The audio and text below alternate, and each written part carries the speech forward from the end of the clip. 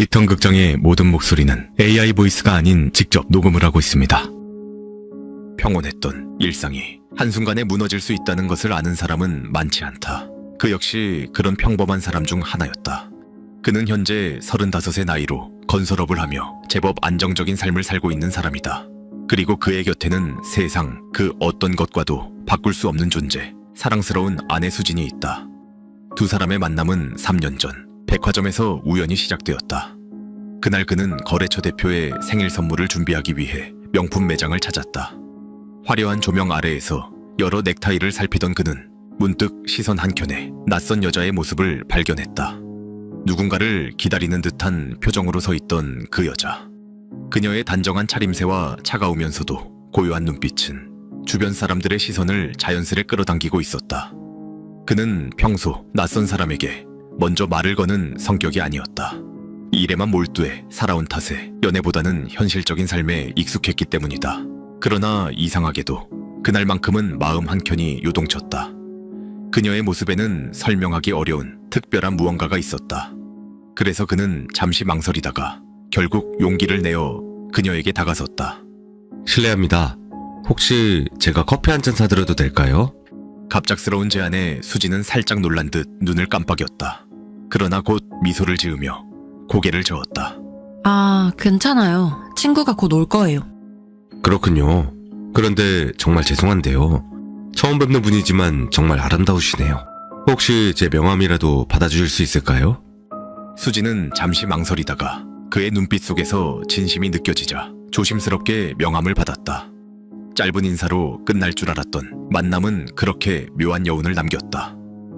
그런데 며칠 후 뜻밖에도 수진이 먼저 연락을 해왔다. 그날 이후 두 사람은 자연스럽게 다시 만나게 되었다. 처음엔 어색했지만 만남을 거듭할수록 대화는 점점 깊어졌다. 수진은 생각이 깊고 마음씨가 따뜻했으며 그는 그런 그녀에게서 편안함을 느꼈다. 특히 바쁜 일상에 지쳐 있을 때면 그녀와 함께 있는 시간만큼은 세상의 소음이 모두 사라지는 듯했다. 커피 한 잔을 마시며 나누는 대화 속에서 그는 오랜만에 행복이라는 감정을 느꼈다.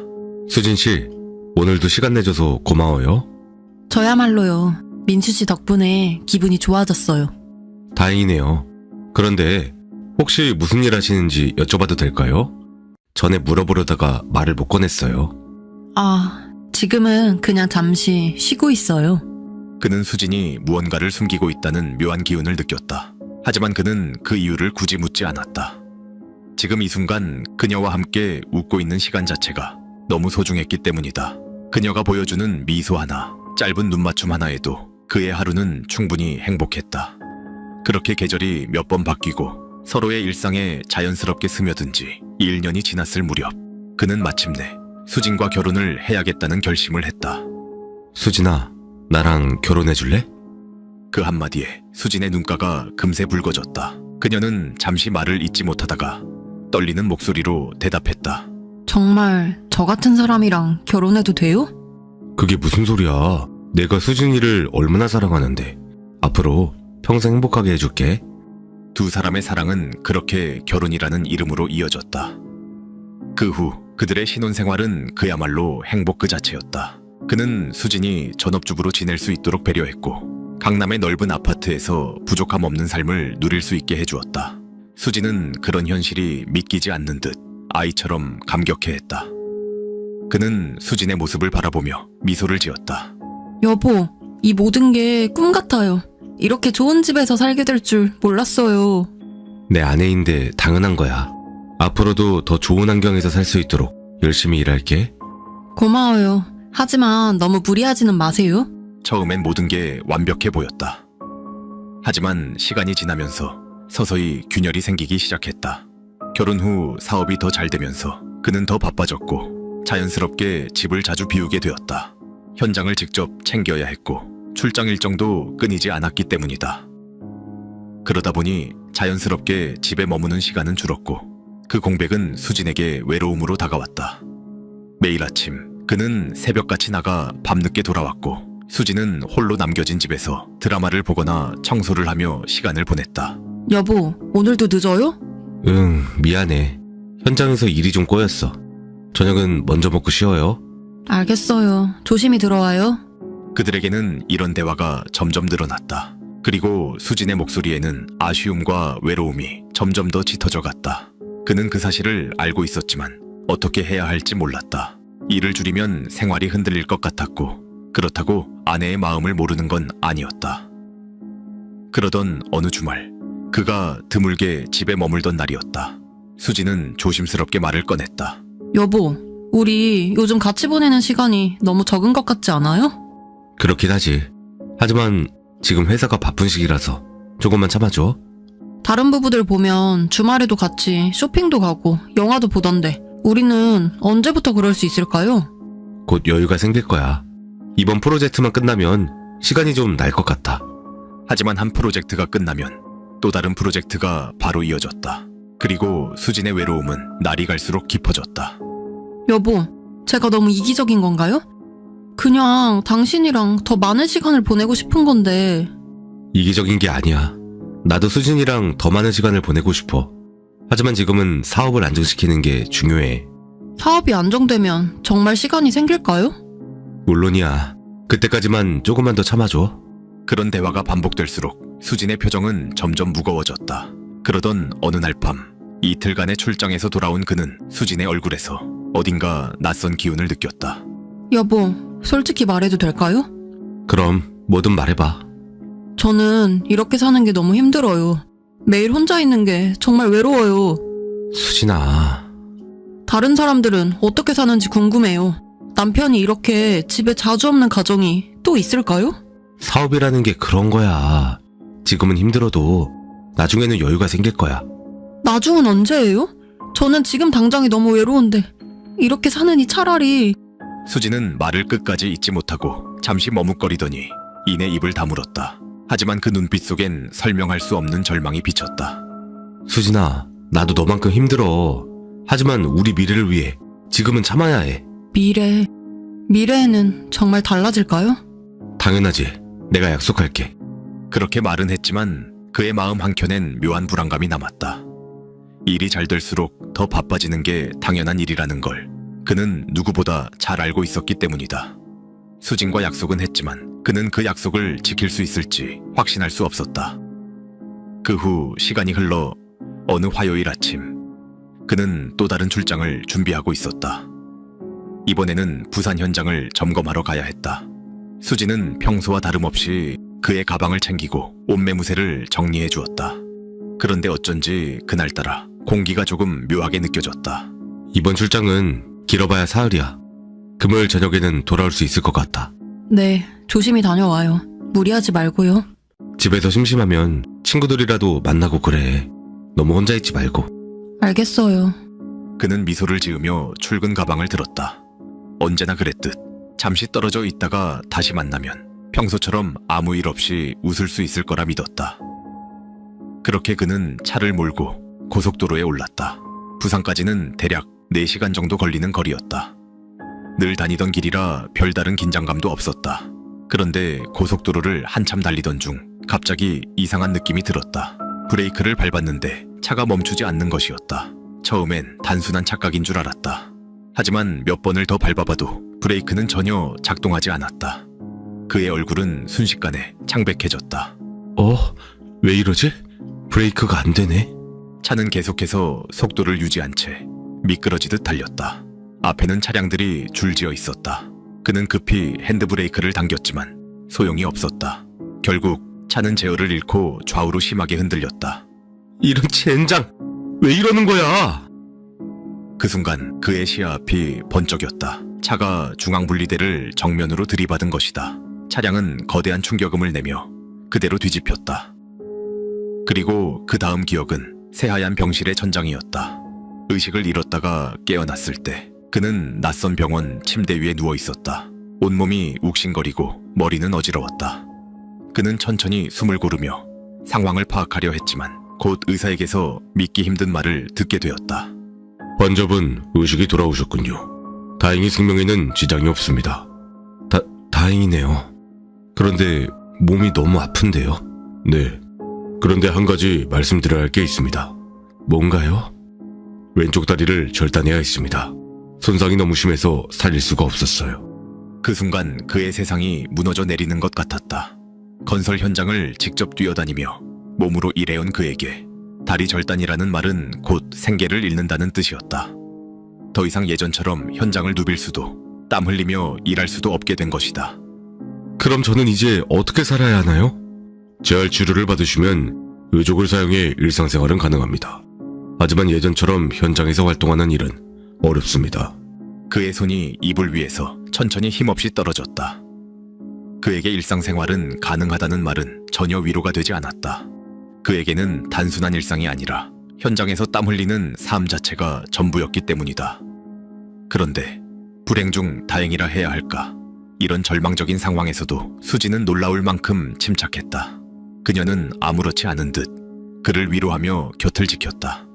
여보, 괜찮아요. 우리 함께 이겨낼 수 있어요. 수진아, 정말 미안해. 이제 예전처럼 돈을 벌 수 없을 것 같아.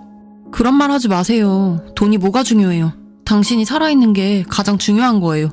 하지만 우리 부부잖아요. 함께 극복해 나가면 돼요. 수진의 말에 그의 마음 한켠에서 무너져 내리던 희망이 조금은 다시 일어서는 듯했다. 그날부터 수진은 정말로 헌신적으로 그를 간병했다. 병원에서도 집에 돌아온 후에도 마찬가지였다. 그가 필요한 것은 무엇이든 챙겨주었고 재활치료에도 매번 함께했다. 수진의 지극한 정성 덕분에 그는 조금씩 희망을 되찾을 수 있었다. 수진아, 정말 고마워. 네가 없었으면 난 어떻게 됐을지 몰라. 그런 소리 하지 마세요. 우리 부부잖아요. 당연한 거예요. 그래도 네가 이렇게까지 해줄 줄은 몰랐어. 전 이제 당신 곁에 계속 있을 수 있어서 좋아요. 하지만 현실은 냉정했다. 그가 일을 할 수 없게 되면서 수입이 완전히 끊어졌다. 병원비와 재활치료비가 남은 돈을 갉아먹었고 보험금으로 버티던 생활도 오래가지 못했다. 결국 그들은 강남의 아파트를 팔고 경기도의 작은 원룸으로 이사했다. 수진아, 이런 좁은 곳으로 이사 오게 해서 미안해. 괜찮아요. 집이 좁으면 어때요? 우리가 함께 있는 게 중요하지.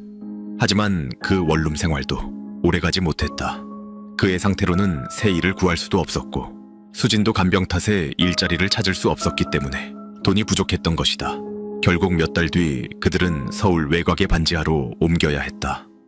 습기와 곰팡이, 냄새가 가득한 방이었지만 그곳이 두 사람이 머물 수 있는 유일한 보금자리였다. 하지만 그곳에서도 형편은 나아지지 않았다. 들어오는 돈은 없었고 생활비와 치료비로 남은 돈마저 빠르게 줄어들었다. 결국 재산이 거의 바닥나자 그들은 기초생활수급자 신청을 하게 되었다. 그런데 이상하게도 수진의 얼굴에는 오히려 평온함이 스쳐 지나갔다. 여보, 이렇게 작은 집이어도 우리 둘이 함께 있으니까 따뜻하지 않아요? 수진아, 정말 미안해. 너를 이런 곳에서 살게 해서. 무슨 소리예요? 집이 크고 작고가 뭐가 중요해요? 우리가 함께 있는 게 가장 중요한 거죠. 그녀의 말투는 믿기 어려울 만큼 담담했다. 낡은 벽지와 축축한 바닥 냄새 속에서도 수지는 마치 이곳이 마음에 드는 듯 잔잔히 미소를 짓고 있었다. 그는 그런 수진의 모습을 보며 묘한 기분을 느꼈다. 자신이 다친 걸 기뻐하는 것은 아니겠지만 어딘가 석연치 않은 구석이 있었다. 특히 형편이 이렇게까지 어려워졌는데도 수진이 전혀 힘들어하지 않는 것이 이상했다. 여보, 우리 이렇게 사는 거 정말 좋지 않아요? 돈 걱정 없이 매일 함께 있을 수 있잖아요. 난 별론데 이렇게 국가의 도움을 받으면서 사는 게 좀 자존심 상해. 뭐가 문제예요? 우리도 필요해서 받는 거잖아요. 전 자존심 상하기는커녕 이제 이렇게 영원히 당신 곁에 있을 수 있다는 게 좋아요. 당신은 이제 저를 떠날 수 없어요. 그는 그 말에서 설명할 수 없는 섬뜩함을 느꼈다. 하지만 곧 스스로를 다독였다. 수진이 단지 상황을 긍정적으로 받아들이려는 거라. 그는 그렇게 생각하려 했다. 그는 그때까지만 해도 수진의 헌신적인 간병에 그저 감사할 뿐이었다. 그러던 어느 날 예상치 못한 전화 한 통이 걸려왔다. 민수 씨, 안녕하세요. 서울 강남경찰서 교통과입니다. 네, 안녕하세요. 혹시 시간 되실 때 서해 한번 나와주실 수 있을까요? 무슨 일인가요? 사고에 대한 조사가 진행 중인데 중요한 사실이 밝혀져서요. 직접 오셔서 들으시는 게 좋을 것 같습니다. 그래서 그는 수진과 함께 경찰서를 찾았다. 그리고 그곳에서 믿기 힘든 이야기를 듣게 되었다. 조사 결과 사고는 단순한 기계 결함이 아니었습니다. 그게 무슨 말씀이신가요? 누군가 고의로 브레이크 선을 절단한 것으로 보입니다. 뭐라고요? 그럼 이게 사고가 아니라는 말씀이신가요? 네, 맞습니다. 그래서 사고가 일어난 시점을 기준으로 약 한 달 전까지의 CCTV를 확인해 봤습니다. 그리고 그중 한 영상에서 누군가 차량에 접근해 한참 동안 뭔가를 만지작거리더니 도망치듯 자리를 떠나는 모습을 포착할 수 있었습니다. 그런데 문제는 얼굴이 잘 보이지 않는다는 겁니다. 그래서 현재 다른 각도의 CCTV나 주변 차량 블랙박스를 추가로 확보 중입니다. 조금만 기다려주시길 바랍니다. 그 순간 그의 머릿속이 새하얘졌다. 세상이 멈춘 듯 아무 소리도 들리지 않았다. 수진도 충격을 받은 듯 얼굴이 창백해졌다. 혹시 원한 관계에 있는 사람이나 의심되는 사람이 있으신가요? 그는 잠시 깊은 생각에 잠겼다. 사업을 하다 보면 여러 사람과 마찰이 생기기 마련이지만 그렇다고 이런 끔찍한 짓을 할 만큼의 원한을 산 적은 없었다. 그래서 그는 생각나는 사람이 없다고 말하며 경찰에게 철저한 수사를 부탁했다. 제발 범인을 꼭 찾아주세요. 이런 일이 또 생길까봐 무섭습니다. 최선을 다해서 CCTV 영상을 더 정밀하게 분석해보고 다시 연락드리겠습니다. 집으로 돌아오는 길, 차 안에는 묘한 침묵이 흘렀다. 단순한 사고라고만 생각했던 일이 누군가의 고의적인 범죄라는 사실은 충격적이었다. 하지만 이상하게도 수진의 표정은 어딘가 달라 보였다. 초조해 보이기도 했고 불안한 기색이 눈에 띄었다.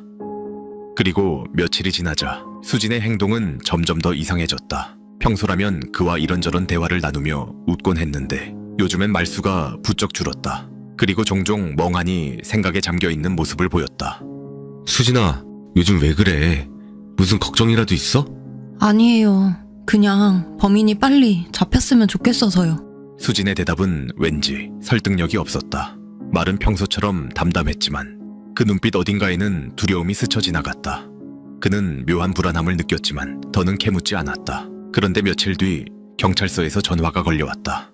수화기 너머의 목소리에는 묘한 긴장감이 서려 있었다. 민수씨, 지금 당장 서에 나와줄 수 있나요? 무슨 일인지 전화로 말씀해 줄 수 있을까요? 전화로는 말씀드리기 어렵습니다. 아내분도 함께 오시면 좋겠습니다. 그래서 그와 수진은 경찰서로 향했다. 하지만 가는 길 내내 수진의 모습은 어딘가 달랐다. 평소 같으면 이런저런 이야기를 나누며 긴장을 풀었을 텐데 그날의 수진은 유난히 조용했고 두 손이 미세하게 떨리고 있었다. 잠시 후 경찰서에 도착하자 경찰은 그들을 곧장 조사실로 안내했다.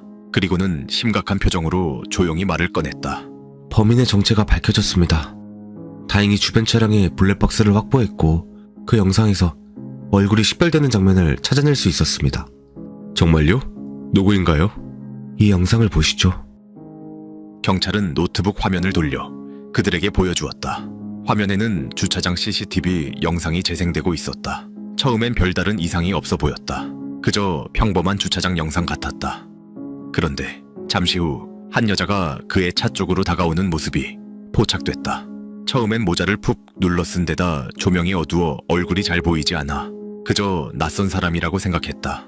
하지만 경찰이 그 인물의 얼굴을 확대해서 보여주는 순간 그는 숨이 멎는 듯한 충격의 말을 잃었다. 화면 속 인물은 다름 아닌 수진이었다. 수진은 가방에서 무언가를 꺼내더니 조심스레 차 밑으로 몸을 숙였다. 그리고 한참 동안 차 밑에서 무언가를 만지작거리더니 주위를 살핀 뒤 아무 일도 없던 듯 자리를 떠났다.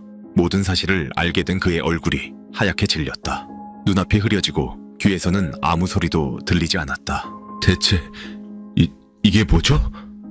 아내분이 브레이크 선을 절단한 것이 확실합니다. 그 순간 얼굴이 하얗게 질려있던 수진이 갑자기 울음을 터뜨렸다. 그리고 그대로 무릎을 꿇으며 떨리는 목소리로 사과하기 시작했다. 여보, 미안해요. 정말 미안해요. 수진아, 아니지? 조작된 영상이지? 이거 너 아니지? 아니, 대체 왜? 저는 그냥 당신과 함께 있고 싶었어요. 매일매일 혼자 있는 게 너무 힘들었어요. 그는 자신을 사랑한다면서 이런 끔찍한 짓을 저지른 수진의 말을 이해할 수 없었다. 강수진 씨, 정확한 동기를 말씀해 주세요. 그러자 수지는 한참을 울다가 떨리는 목소리로 진실을 털어놓기 시작했다. 저는 사실 결혼하기 전에 기초생활수급자였어요. 집안 형편이 너무 어려웠죠. 그래서 가난에서 벗어나고 싶었어요. 그런데 우연히 마음씨가 따뜻하고 성공한 삶을 사는 민수 씨를 만난 거예요. 그렇게 저희는 연애 끝에 결혼을 했죠. 그때는 정말 제 인생이 달라졌다고 생각했어요. 완전 인생 역전이었죠. 그는 한동안 말을 잇지 못했다. 처음 듣는 이야기였다. 수진이 자신의 과거에 대해 이렇게까지 솔직하게 털어놓은 적은 단 한 번도 없었기 때문이다. 그런데 너무 외롭더라고요. 돈이 많다는 건 그만큼 바쁘게 살아야 한다는 걸 그땐 몰랐어요. 어릴 땐 늘 가난했으니까요. 근데 문득 생각해보니 가난할 때의 장점도 있었더라고요. 가족이 늘 함께 있다는 거였어요. 바쁘지 않으니까요. 그런 말 들어보셨죠? 가난한 집엔 애가 많다는 거요. 가난해서 할 게 없으니까 매일 붙어 있고 그러다 보니 아이가 늘죠. 그만큼 함께 할 시간이 많다는 거예요. 그렇게 생각해보니까 돈이 많지 않아도 나름 행복했었더라고요. 그래서 잘못된 판단을 했던 것 같아요. 사람은 자신한테 없는 걸 욕심낸다잖아요. 저도 그랬어요. 돈이 많아지니까 편하긴 했는데 이젠 하루 종일 함께 있고 싶더라고요. 전 돈보다 함께 있는 게 더 중요했어요. 너무 사랑했거든요. 그래서 남편분을 다치게 한 건가요? 네, 민수 씨가 일을 못하게 되면 이제 하루 종일 24시간 내내 함께 있을 수 있잖아요. 저도 간병을 해야 하니까 당연히 밖에 나가서 일은 못할 테고요. 그렇게 되면 결혼 전처럼 기초생활수급자가 될 수 있을 테니 그 돈으로 살면 된다고 생각했어요. 당신 미쳤어? 고작 그게 이유라고? 저는 돈이 많은 것보다 당신이랑 함께 있는 게 더 중요해요. 기초생활수급비만 받아도 우리 둘이 오순도순 살기엔 충분하잖아요. 전 그냥 당신이 옆에 있으면 좋겠다고 생각했을 뿐이에요. 그게 다예요. 그는 믿을 수 없다는 표정으로 수진을 바라보았다. 자신을 사랑한다는 이유로 자신의 다리를 잃게 만든 아내의 모습이 이토록 낯설게 느껴진 적은 없었다. 저는 당신을 죽이려고 한 게 아니에요. 그냥 다치게만 하려고 했어요. 그럼 일을 못하게 되니까. 그럼 우리가 계속 함께 있을 수 있으니까. 언제부터 이런 계획을 세웠습니까? 몇 달 전부터요. 기초생활수급자로 살았던 경험이 있으니까 그 정도 돈으로도 충분히 살 수 있다는 걸 알았거든요. 그는 더 이상 수진의 말을 듣고 있을 수가 없었다. 그래서 자리에서 일어나 조사실을 나가려고 했다. 이제 됐어요. 더 이상 듣고 싶지 않아요. 그러나 수진은 계속해서 그의 옷을 붙잡으며 사정했다.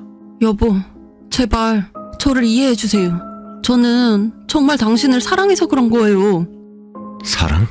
이게 사랑이야? 나를 불구로 만드는 게 사랑이라고? 미안해요. 정말 미안해요. 하지만 이제 우리 계속 함께 있을 수 있잖아요. 그것만으로도 저는 행복해요. 그는 수진의 말을 듣는 순간 온몸에 소름이 돋았다. 그리고 그때서야 깨달았다. 수진이 자신을 간병하며 보였던 그 밝은 미소의 의미를, 그리고 기초생활수급자가 된 것을 전혀 힘들어하지 않던 이유를 말이다. 결국 수진은 경찰에 연행되었다. 수진은 끝까지 사랑해서 그랬다고 말하며 사과했지만 그는 더 이상 수진을 이해할 수 없었다. 그 후 그는 이혼 절차를 밟았다. 수진과의 결혼 생활은 그렇게 끝이 났다. 수진이 진심으로 자신을 사랑했는지는 알 수 없었지만 그런 방식의 사랑만큼은 받아들일 수 없었다. 수진은 법정에서도 끝까지 같은 말을 되풀이했다. 자신과 함께 있는 것이 세상 그 무엇보다 중요했다며 그 사랑이 잘못된 방식이었을 뿐이라고 울부짖었다. 하지만 그런 그녀의 마음을 이해해줄 사람은 아무도 없었다. 결국 수진은 상해죄로 실형을 선고받고 교도소에 수감되었다. 그리고 그는 혼자 남겨졌다. 다리를 잃고 아내도 잃고 모든 것을 잃은 채로 말이다. 그러다 보니 혼자 남겨진 날들이 길어질수록 만약 자신이 수진의 외로움을 조금이라도 더 이해해줬다면, 그랬다면 이런 일은 벌어지지 않았을까라는 생각을 하게 되었다. 하지만 그런 생각도 이젠 아무 소용이 없었다. 모든 것은 이미 돌이킬 수 없는 일이 되어버렸기 때문이다. 이제 그는 의족을 차고 새로운 삶을 시작해야 한다. 예전처럼 활발히 일할 수는 없었지만 그래도 살아가야 했다. 그리고 그는 앞으로 누군가를 완전히 믿지 않기로 마음먹었다. 사랑이라는 것이 때로는 얼마나 무서운 것이 될 수 있는지를 뼈저리게 깨달았기 때문이었다. 한편 수진은 감옥에서도 여전히 그를 그리워했다. 수진에게는 정말로 돈보다 그와 함께하는 시간이 더 소중했다. 그러나 수진이 저지른 일은 사랑이라는 이름으로 포장된 끔찍한 범죄였다. 그럼에도 불구하고 수진은 자신의 행동이 얼마나 잘못된 것이었는지를 끝내 완전히 깨닫지 못했다. 결국 잘못된 사랑은 두 사람 모두를 파멸로 이끌었다. 그는 몸과 마음에 평생 지워지지 않을 상처를 안고 살아가야 했고, 수진은 사랑하는 사람을 영원히 잃은 채 차가운 감옥 속에서 지내야 했다. 이것이 바로 사랑이라는 이름으로 포장된 집착의 무서운 결말이다. 그리고 안타깝게도 이런 일은 언제 어디서든 일어날 수 있는 현실이기도 하다. 때로는 가장 가까운 사람이 가장 무서운 존재가 될 수 있다는 것, 이 사실을 우리는 잊지 말아야 한다. 그리고 동시에 우리는 명심해야 한다. 사랑은 누군가를 지배하는 감정이 아니라 서로를 존중하고 이해하려는 마음이어야 한다는 것을 말이다.